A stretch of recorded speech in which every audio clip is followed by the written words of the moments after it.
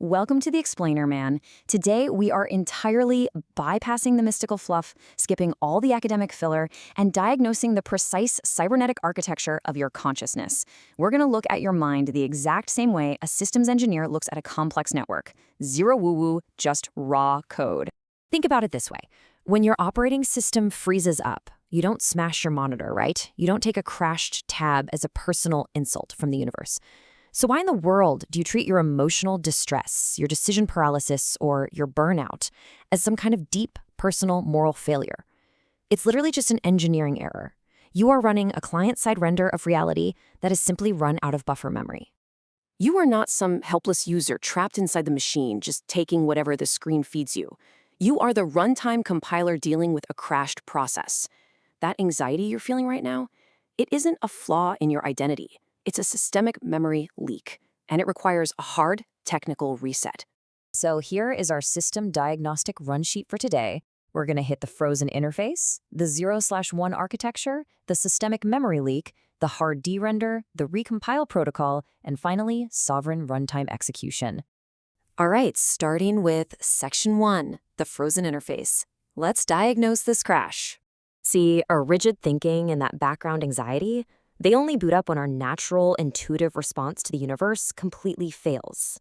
The Scottish engineer Lancelot Law White hit the nail on the head when he said, "Thought is born of failure." Only when the human organism fails to achieve an adequate response to its situation is there material for the processes of thought. Basically, when your natural, intuitive flow stops, that's exactly when the anxious, overthinking machine starts grinding its gears. Moving on to Section 2, the 0/1 architecture. We're talking about the source code versus the localized render. To fix a crash, we need to understand the hardware. State 0 is the infinite, unrendered source code of reality. The ancients called it wuji. It's pure, unconditioned potential, and you grasp it internally through your right brain's direct intuition. We call this the master. On the flip side, state 1 is taiji, the localized render. This is your left brain's compressed, pixelated desktop map that you use to navigate daily survival mechanics and physical matter. This is the emissary.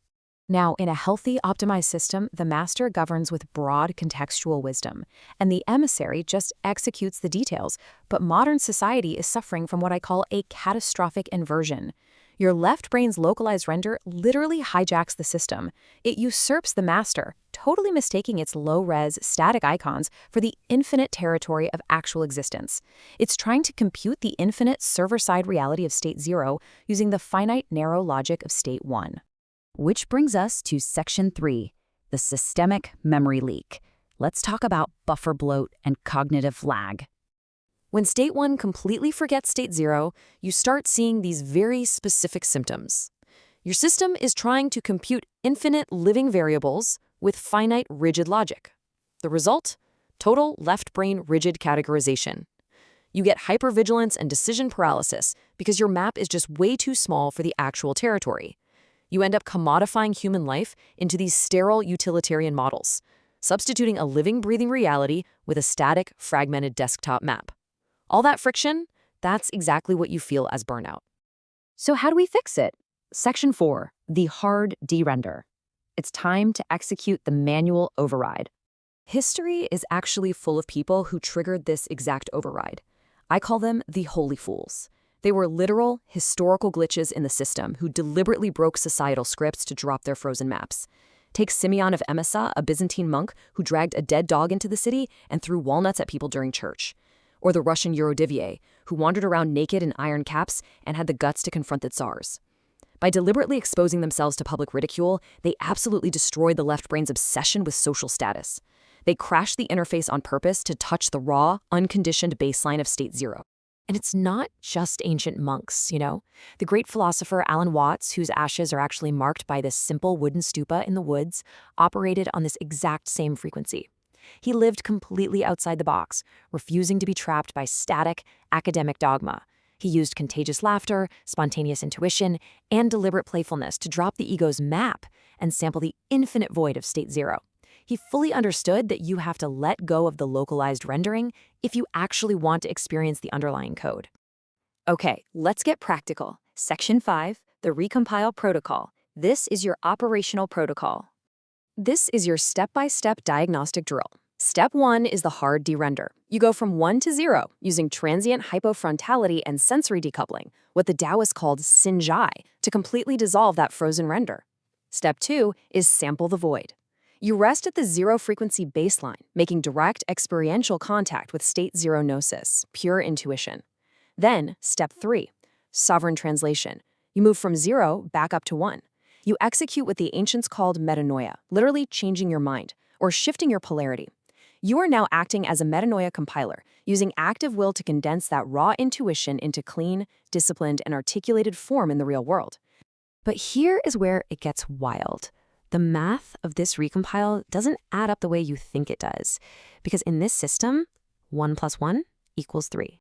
By consciously synthesizing the raw potential of state 0 with the focused constraint of state 1, you generate emergent meaning. You aren't just stacking two things together like building blocks. You are birthing the sovereign self with a capital S. This is the 1 + 1 = 3 secret. A completely new, unified third reality emerges that is far, far greater than the sum of its fragmented parts.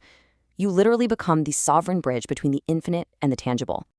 And that brings us to Section 6, Sovereign Runtime Execution. This is the daily maintenance of your 0/1 engine. To maintain this, we use the 3P vector diagnostics to structurally identify exactly where your system is leaking energetic data. We audit 3 specific domains. First up, personal, or P1. Clearing somatic buffer bloat by treating your emotional triggers as mere dashboard icons, not existential threats. Second, professional, P2. Delivering clean contractual syntax with zero internal narrative attachment. You do the work, but you don't tie your soul to the outcome. Third, private, P3. Completely sealing your domestic runtime memory from public or institutional cross-contamination. When your unified sovereign self, that emergent state 3 we just talked about, is greater than the external pressures of those 3 domains, you achieve functional, dynamic self-governance. But if the pressures of the lowercase 3p are greater than yourself, you're in a diminished reactive state. So the mathematical formula for your personal freedom is incredibly simple. S must be greater than 3p. To handle systemic stress, you have to operate like a living wetland, not a concrete dam. Look, a concrete dam represents rigid social orders and dogmatic rules. It fights the water until it inevitably cracks and shatters under the massive pressure. But a living wetland, it absorbs, filters, and redirects that chaotic kinetic energy. It actually uses the momentum of the stressor to fuel its own active readiness. Remember, static peace is a total trap. Dynamic balance is true freedom. So, your operational command for this explainer is simple. When you feel that friction, check the buffer. Document the crash without judging it like some personal failure. Then execute the recompile from 1 to 0 and back to 1. And if you want the deep dive on these mechanics, be sure to inspect the full technical white paper over at journey.czwx.xyz. Check, document, execute. Stay limber, abide, and keep wandering.